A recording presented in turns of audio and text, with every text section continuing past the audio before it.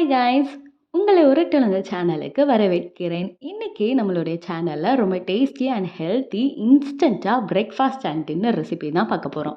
Video ரொம்ப லென்த்தாக இருக்குன்னு ஸ்கிப் பண்ணிட்டு போயிடாதீங்க. ஒரு ஸ்டெப்புக்கும் நிறைய குக்கிங் டெக்னிக்ஸ் சொல்லித்தரேன். அது உங்களுடைய குக்கிங் ஸ்கில்லை ஒருபடி மேலே கொண்டுட்டு போகும். உங்களுக்கு அது ரொம்ப யூஸ்ஃபுல்லாக இருக்கும். வாங்க எப்படி பண்ணலாங்கிறத பார்க்கலாம். இந்த டிஷ்ஷுக்கு 3 உருளைக்கிழங்கை நல்லா கழுவிட்டு கட் பண்ணி எடுத்துக்கிட்டேன். இதை அடுப்பை பற்ற வச்சு இதை நல்லா பாயில் பண்ணிக்கிறேன்.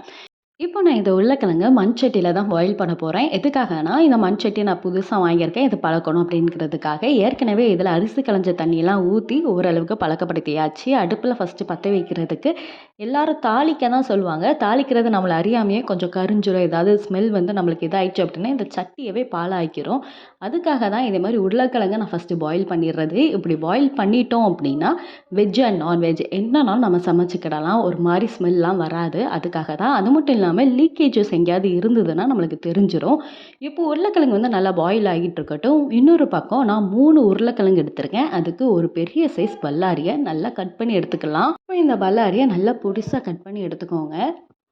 வெங்காயம் கூட சம்டைம்ஸ் நம்மளுக்கு அழுகி போகும். ஸோ வெங்காயம் அழுகாமல் ஃப்ரெஷ்ஷாக எப்படி இருக்கிறது அப்படிங்கிறதுக்கு ஒரு டிப்ஸ் சொல்கிறேன்.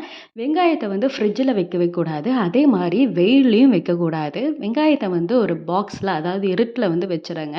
அதுவும் காத்தோட்டமாக தான் இருக்கணும். ஏர்டைட் பாக்ஸில் இருக்கக்கூடாது. அதே மாதிரி ஈரப்பதமாக இருக்கிற இடத்துல வெங்காயத்தை வைக்கக்கூடாது. அப்படி வச்சிங்க அப்படின்னா அந்த வெங்காயம் பூசணம் பிடிக்கிறதுக்கு நிறைய வாய்ப்பு இருக்குது. வெங்காயம் கூட சம்டைம்ஸ் நம்மளுக்கு அழுகும். அதெல்லாம் நம்ம எடுத்து போட்டு சமைக்கவும் கூடாது. நல்லா ஃப்ரெஷ்ஷாக உங்களுக்கு வெங்காயம் வேணும்னா இதே மாதிரி டிப்ஸஸ் நீங்கள் ஃபாலோ பண்ணலாம். அதே மாதிரி வெங்காயத்தை எப்படி நீங்கள் பார்த்து வாங்கணும் அப்படின்னா, வெங்காயத்தை நல்லா அடுக்குகள் நிறைய, பல்லாரி வெங்காயம் வாங்குறீங்கன்னா நல்லா அடுக்குகள் நிறைய இருக்கிற மாதிரி இருக்கிறத வாங்குங்க. நீங்கள் தொட்டு பார்த்தாலே தெரியும், உள்ளக்குள்ளே அந்த பார்ட் இருக்கிற மாதிரி தெரியும். 2 வெங்காயமாக சேர்ந்து ஒரு வெங்காயமாக இருக்கிற மாதிரி தெரியும். அதெல்லாம் வாங்க வேண்டாம். இப்போ பச்சை மிளகாய் எடுத்துக்கிறேன். நான் ஒரே ஒரு பச்சை மிளகா, அது குட்டி பச்சை மிளகா, ரொம்ப காரமாக இருக்கும். அதனால ஒண்ணே 1 எடுத்துக்கிறேன். அதை மட்டும் நல்லா பொடிசா கட் பண்ணி எடுத்துக்கலாம். ஒரு நீல சைஸ் கேரட், அதை நல்லா துருவி எடுத்துக்கோங்க. கேரட்டை நல்லா துருவி தான் போடணும். கட் பண்ணி போடக்கூடாது. நீங்கள் கட் பண்ணி போட்டிங்கன்னா சம்டைம்ஸ் உங்களுக்கு வேகாது. அது நறுக்கு நறுக்குன்னு இருக்கும். அதனால் அது நம்மளுக்கு வேண்டாம். அதே மாதிரி நம்ம தோசைக்கல்ல ஊத்தமுச்சுல அது நம்மளுக்கு ஒரு மாதிரி தோசை அன்ஈவனாக வரும். அதுக்காக நல்லா திருவியே வச்சுக்கோங்க. இப்போது உருளைக்கிழங்கு நல்லா குத்தி பார்க்க நல்லா வெந்துருச்சு. இப்போ இந்த உருளைக்கிழங்க எடுத்து நல்லா தோல் உரிச்சிடலாம். இப்போ அவிச்ச உருளைக்கிழங்க உரிக்கிறதுக்கு ரொம்ப தண்ணி சூடாக இருந்தது. உருளைக்கிழங்கு பயங்கர ஹாட்டாக இருந்தது. அதனால் நான் கொஞ்சம் ஐஸ் வாட்டர் ஊற்றிட்டு உரிச்சேன்னா கொஞ்சம் ஈஸியாக இருந்தது. அவிச்ச உருளைக்கிழங்குல ஏகப்பட்ட சத்துலாம் இருக்குது. பொட்டாசியம், கால்சியம், மெக்னீசியம், நார் சத்து. அது மட்டும் இல்லாமல் நம்மளுடைய பிளட் சுகர் லெவலை கண்ட்ரோல் பண்ணும். நம்மளுக்கு எல்லாருமே சொல்லியிருப்பாங்க, உருளைக்கிழங்கு அதிகமாக சாப்பிட்டீங்கன்னா நீனும் உருளைக்கிழங்கு மாதிரி ஆயிடுவ, கேஸ் ட்ரபிள் ஆகும் அப்படின்லாம் சொல்லுவாங்க. அது உண்மைதான். உருளைக்கிழங்கு ரொம்ப அதிகமாக சாப்பிடக்கூடாது. உருளைக்கிழங்கு நீங்கள் ஒரு பொருளை ஆட் பண்ணுறீங்க அப்படின்னா, அது கேஸ் ஃபார்ம் ஆகாத அளவுக்கு, கேஸ் ட்ரபிள் நம்மளுக்கு ஆகாத அளவுக்கு சில இன்க்ரீடியன்ட்ஸ் நம்ம ஆட் பண்ணணும். அப்படி ஆட் பண்ணி நம்ம சாப்பிட்ற இதில் நம்மளுக்கு உருளைக்கிழங்கு ரொம்பவே நல்லது. உருளைக்கிழங்கு நீங்கள் அளவாக நீங்கள் எடுத்துக்கிட்டீங்க அப்படின்னா, உங்களுடைய கொலஸ்ட்ராலை கண்ட்ரோல் பண்ணுறதுக்குள்ள உருளைக்கிழங்கு உதவும். இது ஆச்சரியமாக இருக்குல்ல? எனக்கே ஆச்சரியமாக தான் இருந்தது. மார்னிங் உருளைக்கிழங்கை நீங்கள் எப்படி இந்த மாதிரி நீங்கள் வீக்லி ட்வைஸ் நீங்கள் எடுத்துக்கிட்டிங்கன்னா உங்கள் உடம்புக்கு ரொம்பவே ஹெல்த்தி.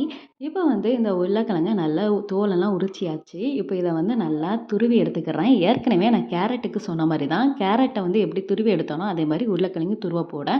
இதை நான் சும்மா கட் பண்ணியோ என்ன ஸ்மாஷ் பண்ணியோ போட்டேன் அப்படின்னா எனக்கு நான் தோசை மாதிரி ஊற்றமுச்சில் எனக்கு ஈவனாக வராது. அதுக்காக தான் இப்படி துருவி போடுறதுனால எனக்கு தோசை ஊற்றமுச்சில் கொஞ்சம் ஈவனாக வரும். அதுக்காக தான் நான் இப்படி துருவி எடுக்கிறது. இந்த டிஷ்ஷில் உருளைக்கிழங்கு அவிக்கிறதுக்கு மட்டும் தான் நம்மளுக்கு டைம் எடுக்கும். உருளைக்கிழங்கு ஒரு 10, 15 நிமிஷம் ஆகும் அவியறதுக்கு. அது மட்டும் தான். அது அவியிற நேரத்தில் நீங்கள் எல்லாத்தையுமே கட் பண்ணி வச்சுட்டிங்கன்னா உங்களுக்கு டக்குன்னு ரெடி ஆயிரும் இன்ஸ்டண்ட்டாக. நான் இப்போ போட்டிருக்கிற எல்லா அளவுமே ஒரு 5 பேர் சாப்பிட்றதுக்கு. ஒரு ஆள் ஒரு 3 தோசைக்கு கணக்கு. அப்போது 3 5 15, ஒரு 15 தோசை நம்மளுக்கு வரும் இந்த குவான்டிட்டி. இல்லை எனக்கு கொஞ்சம் கம்மியாக தான் வேணும், ஒரு ஆள் தான் சாப்பிடணும்னா இதுக்கு குவான்டிட்டி கொஞ்சம் கம்மியாக யூஸ் பண்ணிக்கோங்க. இப்போது ஒரு பெரிய பாத்திரத்தை எடுத்துகிட்டு இதில் எல்லா இன்க்ரீடியன்ட்ஸும் ஆட் பண்ணிக்கலாம். ஃபஸ்ட்டு நான் துருவி வச்சுருக்கேன்ல உருளைக்கிழங்கு, அதை ஆட் பண்ணிவிட்டு, வெங்காயம் ஆட் பண்ணிவிட்டு, பச்சை மிளகாய் ஆட் பண்ணிவிட்டு, துருவி வச்சுருக்கிற கேரட் ஆட் பண்ணிக்கலாம். இப்போது இந்த பாட்டில் எவ்வளோ சத்து இருக்குங்கிறத கொஞ்சம் பார்த்துக்கோங்க.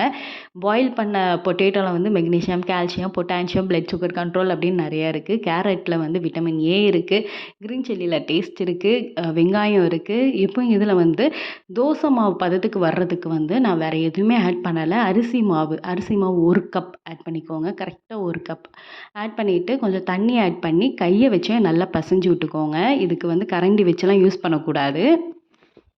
கரண்டி வச்சே நீங்கள் வந்து கலக்கினீங்க அப்படின்னா உங்களுக்கு பதம் தெரியாது. அது மட்டும் இல்லாமல் கட்டி பிடிக்கும். அதனால் கையை வச்சே நீங்கள் இது பண்ணி விட்டுக்கோங்க. கொஞ்சம் கொஞ்சமாக தண்ணி ஊற்றி பிசைஞ்சுக்கோங்க. தண்ணி அளவு கிடையாது இதுக்கு. சில பேருக்கு கொஞ்சம் தண்ணி எக்ஸ்ட்ரா ஆட் பண்ணுவாங்க. சில பேர் கொஞ்சம் கம்மியாக ஆட் பண்ணுவாங்க. தோசை மாவு பதத்துக்கு கொஞ்சம் கொஞ்சமாக தண்ணி ஊற்றி நல்லா நீங்கள் கையை வச்சு கரைச்சி பார்த்துக்கோங்க. இப்போ வந்து இதுக்குள்ள எல்லா ஸ்பைசஸும் ஆட் பண்ணிக்கலாம். ஃபஸ்ட்டு இதுக்கு மெயின் இன்க்ரீடியன்ட்ஸ் கர்டு. இது நல்ல ஒரு குழிக்கரண்டி, பெரிய குழிக்கரண்டியில் வந்து நீங்கள் தயிர் ஆட் பண்ணிக்கலாம். இது ஒரு 50 எம்எல் இருக்கும். தயிர் ஆட் பண்ணி நல்லா கலக்கிக்கோங்க. இந்த தயிர் நல்லா புளிச்ச தயிராக இருந்தால் ரொம்பவே நல்லது. இல்லைன்னா நம்ம பாக்கெட் தயிர் கூட நல்லாயிருக்கும். ஆட் பண்ணிவிட்டு ஒரு பிஞ்ச் அளவுக்கு பேக்கிங் சோடா ஆட் பண்ணி நல்லா கலக்கிக்கோங்க. இப்போ இதில் வந்து மசாலாஸ்லாம் ஆட் பண்ண போகிறோம். இதுக்கு ரொம்ப பெரிய மசாலாலாம் கிடையாது. பேசிக்காக உள்ள மசாலாஸ் தான். இப்போ நம்மளுக்கு தோசை மாவு பதத்துக்கு சூப்பராக ரெடி ஆயிடுச்சு. இப்போ இதுக்கு ஒரு டேஸ்ட்டுக்கு சால்ட் ஆட் பண்ணிவிட்டு ஒரு 1/2 டேபிள் ஸ்பூன் அளவுக்கு வத்தத்தூள் பொடி ஆட் பண்ணிக்கோங்க. ஒரு பிஞ்ச் அளவுக்கு மஞ்சத்தூள் ஆட் பண்ணிக்கோங்க. அதுக்கப்புறம் ஒரு 1/2 டேபிள் ஸ்பூன் அளவுக்கு கரம் மசாலா தூள் ஆட் பண்ணிக்கோங்க. 1/2 டேபிள் ஸ்பூன் வந்து ஜீரகம் ஆட் பண்ணிக்கோங்க. ஜீரகம் வந்து நல்ல ஃப்ளேவர் கொடுக்கும். கரம் மசாலா தூள் வந்து கொஞ்சம் நல்லா ஃப்ளேவர், அதான் ஜீரகம், கரம் மசாலா தூள் நல்லா ஃப்ளேவர் கொடுக்கும். ரெட் சில்லி பவுடர் வந்து நம்மளுக்கு நல்லா காரத்தை கொடுக்கும். கொடுத்துட்டு நல்லா கலக்கிக்கலாம். இதுதான் நம்மளுக்கு ஃப்ளேவர்ஸ் தரக்கூடியது. வேறு எதுவுமே ஃப்ளேவருக்கு ஆட் பண்ணலை. இப்போ வந்து நம்மளுக்கு பேட்டர் வந்து சூப்பராக ரெடி ஆயிடுச்சு. கொத்தமல்லி இலைய மேலே தூவிட்டு உருளைக்கிழங்கு ஆட் பண்ணியிருக்கிறதுனால ஒரு பிஞ்ச் அளவுக்கு கடைசி பெருங்காயத்தை ஆட் பண்ணிவிட்டு கலக்கிக்கோங்க. இப்போ தோசை கடாயை வந்து நல்லா சூடு பண்ணிவிட்டு இந்த மாவு ஊற்றி நல்லா தோசை சுடுற மாதிரி நல்லா சுற்றிட்டு மேலே வந்து நல்லா நெய் இல்லைன்னா எண்ணெய், நான் இன்றைக்கி குக்கிங் ஆயில் தான் ஆட் பண்ணியிருக்கேன். நல்லா மேலே நல்லா எண்ணெய் ஊற்றிட்டிங்கன்னா மூடி வச்சிட்டிங்கன்னா மேலே உள்ளது நல்லா வேகும், கீழே இருக்கிறது வந்து நல்லா கிறிஸ்பியாயிரும்.